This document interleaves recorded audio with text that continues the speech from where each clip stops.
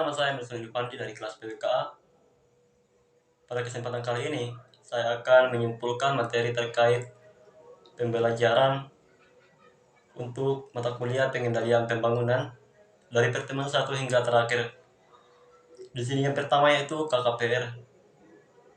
KKPR atau kesesuaian kegiatan penataan ruang merupakan upaya untuk mengatur tata ruang suatu wilayah dengan mempertimbangkan aspek-aspek sosial, ekonomi, dan lingkungan. KKPR memiliki beberapa tujuan, diantaranya adalah menciptakan ruang yang fungsional, nyaman, dan aman bagi masyarakat, serta melindungi lingkungan hidup. Kesesuaian kegiatan atau KPPR harus dipertimbangkan dengan seksama untuk memastikan bahwa setiap tindakan yang dilakukan akan memberikan manfaat yang maksimal bagi masyarakat dan lingkungan. Beberapa faktor yang perlu dipertimbangkan dalam menentukan kesesuaian kegiatan KPPR antara lain: pertama, perencanaan yang matang. Setiap kegiatan KPPR harus direncanakan secara matang dan komprehensif agar dapat mempertimbangkan semua aspek yang relevan dan menghasilkan hasil yang optimal. Kedua, ketersediaan sumber daya. Kegiatan KPPR memerlukan sumber daya yang cukup seperti dana, tenaga ahli, dan teknologi yang diperlukan untuk menyelesaikan tugas-tugas yang ada. Yang ketiga, partisipasi masyarakat. Partisipasi masyarakat sangat penting untuk memastikan kesesuaian kegiatan atau KPPR dengan kebutuhan masyarakat. Yang keempat, kepatuhan pada peraturan dan standar yang berlaku. Setiap kegiatan KPPR harus mematuhi peraturan dan standar yang berlaku, termasuk peraturan lingkungan dan peraturan tata ruang. Yang kelima, keberlanjutan. Setiap kegiatan KPPR harus mempertimbangkan faktor-faktor keberlanjutan seperti penghematan energi, pengelolaan limbah, dan penggunaan sumber daya alam yang bertanggung jawab. Dengan mempertimbangkan faktor-faktor tersebut, kesesuaian kegiatan KPPR dapat tercapai dan memberikan manfaat yang maksimal bagi masyarakat dan lingkungan. Tujuan dari kegiatan penataan ruang untuk menciptakan tata ruang yang sesuai dengan kebutuhan masyarakat dan lingkungan, sehingga tercipta kenyamanan dan keamanan bagi pengguna ruang. Beberapa tujuan dari penataan ruang antara lain: menciptakan tata ruang yang efisien dan fungsional, sehingga dapat memaksimalkan penggunaan ruang yang tersedia. Kedua, meningkatkan kualitas lingkungan dan kehidupan masyarakat dalam menciptakan lingkungan yang sehat, aman, nyaman, dan estetis. Yang ketiga, meningkatkan aksesibilitas dan mobilitas dengan memperbaiki sistem transportasi dan infrastruktur yang ada. Kemudian selanjutnya, menjaga keberlanjutan lingkungan dengan mempertimbangkan aspek-aspek lingkungan dalam penataan ruang. Kemudian, meningkatkan pemanfaatan sumber daya alam dengan memperhatikan keberlanjutan penggunaan sumber daya tersebut. Dengan demikian, penataan ruang bertujuan untuk menciptakan tata ruang yang memenuhi kebutuhan masyarakat dan lingkungan, serta keberlanjutan dan berwawasan masa depan. Kegiatan penataan ruang merupakan sebuah usaha yang bertujuan untuk mengorganisir dan mengelola penggunaan lahan secara efisien dan efektif. Terhadap beberapa unsur-unsur kesesuaian kegiatan pemanfaatan ruang yang perlu diperhatikan antara lain: pertama, perencanaan yang terarah. Perencanaan yang terarah harus dilakukan untuk menjamin efektivitas dan efisiensi dalam penataan ruang. Hal ini meliputi perumusan tujuan, visi, dan misi penataan ruang, serta penentuan sasaran dan strategi yang jelas. Kemudian keterpaduan. Kegiatan pemanfaatan ruang harus dilakukan secara terintegrasi dengan kegiatan pengembangan wilayah dan lingkungan. Hal ini dapat dilakukan dengan memperhatikan aspek-aspek ekonomi, sosial, budaya, lingkungan, dan aspek teknologi. Yang ketiga, kesesuaian. Kegiatan penataan ruang harus sesuai dengan kondisi dan potensi wilayah yang ada. Hal ini meliputi aspek-aspek seperti topografi, karakteristik sosial budaya, sumber daya alam, kondisi lingkungan, dan sebagainya. Selanjutnya, keberlanjutan. Kegiatan penataan ruang harus dilakukan dengan memperhatikan aspek keberlanjutan, baik dari segi ekonomi, sosial, maupun lingkungan. Hal ini dilakukan dengan memperhatikan dampak jangka panjang dari kegiatan penataan ruang terhadap wilayah dan lingkungan. Selanjutnya, partisipasi. Partisipasi masyarakat dalam pemangku kepentingan lainnya sangat penting dalam kegiatan penataan ruang. Hal ini dilakukan dengan memperhatikan aspirasi dan kebutuhan masyarakat, serta memberikan kesempatan untuk berpartisipasi dalam proses perencanaan dan pengambilan keputusan. Selanjutnya, pengendalian. Kegiatan penataan ruang harus dilakukan dengan pengendalian yang baik dan berkesinambungan.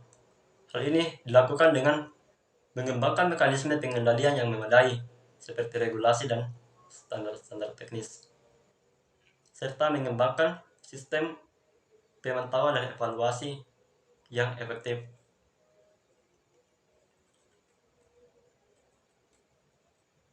Kemudian yang kedua yaitu PKKPR atau Program Kesesuaian Kegiatan Pemanfaatan Ruang.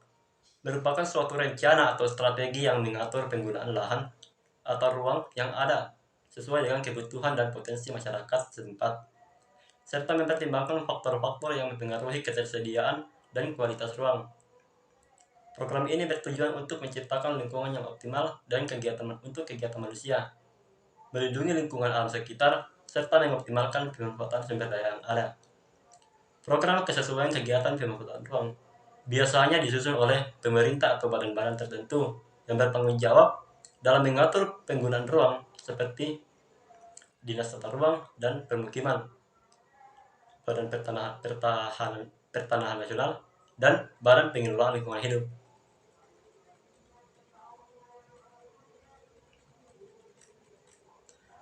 Selanjutnya, alur umum dari program ini meliputi beberapa tahapan, antara lain pertama, pengumpulan data fisik dan lingkungan di sekitar lokasi, seperti topografi, geologi, hidrologi, dan iklim.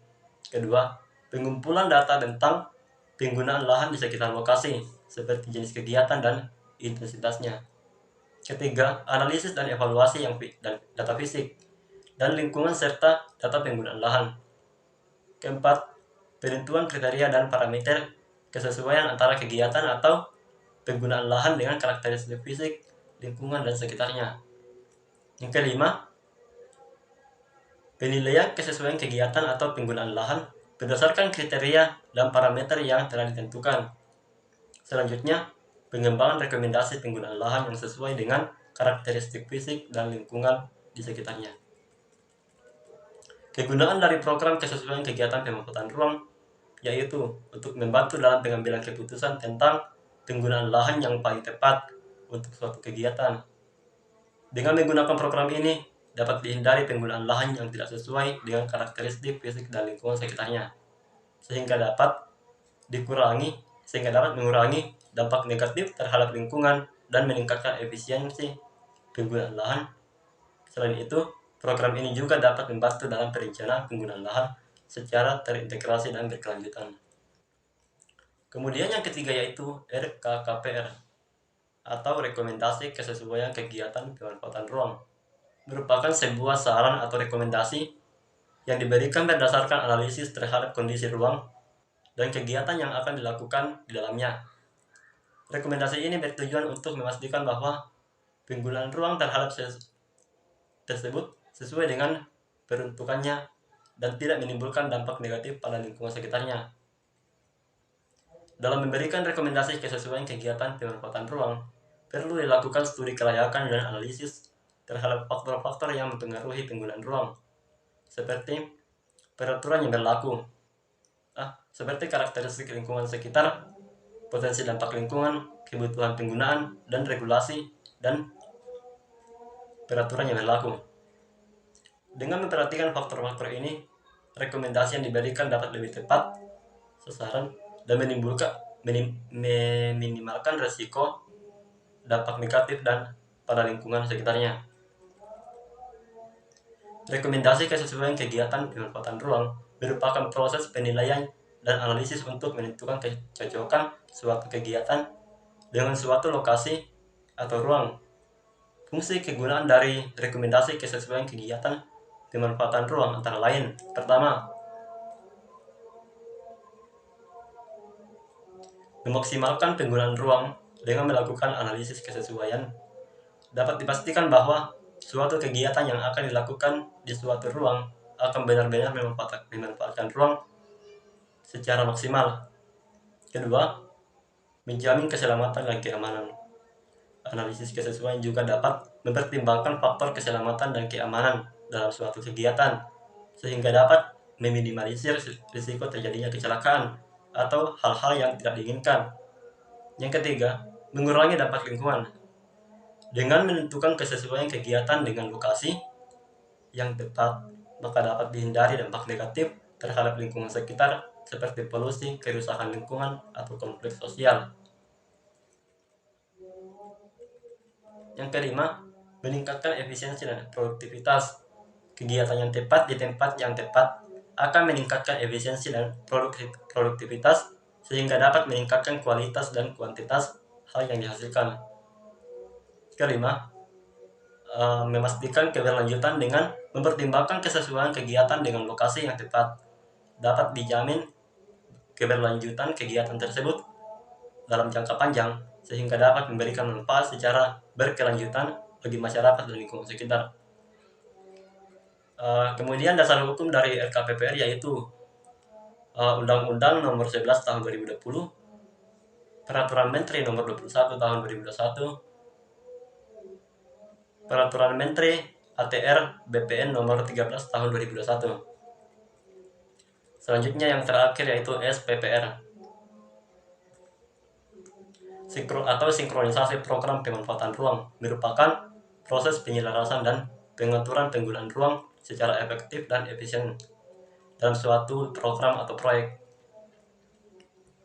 Hal ini melibatkan koordinasi antara berbagai aspek seperti perencanaan, desain, pengembangan, dan operasi ruang yang terkait dengan program atau proyek tersebut. Tujuan dari sinkronisasi program pemanfaatan ruang merupakan memastikan bahwa ruang yang tersedia digunakan secara optimal untuk memenuhi kebutuhan program atau proyek, serta meminimalkan biaya dan risiko yang terkait dengan penggunaan ruang. Proses sinkronisasi dapat melibatkan berbagai metode seperti pemetaan ruang, pengukuran penggunaan ruang, dan analisis data untuk membantu pengambilan keputusan. Contoh dari program yang memerlukan sinkronisasi program pemanfaatan ruang merupakan proyek konstruksi, pengembangan perumahan, pengembangan kawasan industri, atau pengembangan pusat keberlanjutan, atau pengembangan pusat perbelanjaan.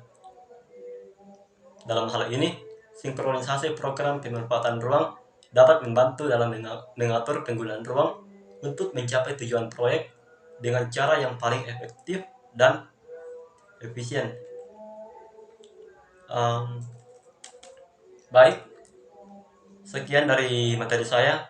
Wassalamualaikum warahmatullahi wabarakatuh. Terima kasih.